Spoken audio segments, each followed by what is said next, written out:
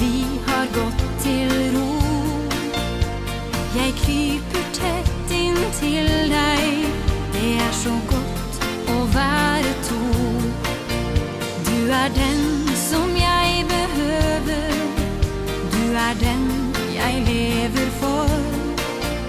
Når jeg ser på deg så kjenner jeg hjertet mitt som slår. Kan huske jeg var alene, uten en å leve med. Det var tårer og fortvilelse, bare natt og ikke fred. Men en dag så fant jeg lykken i å få en venn som deg. Du er der, og du gjør dagen mye lettere for meg.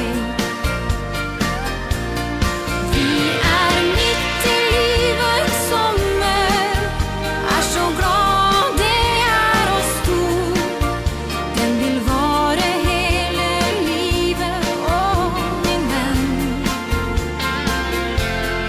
Når den siste dagen kommer, det er på tide å ta farvel. Skal du vite at mitt liv med deg var det fineste for meg.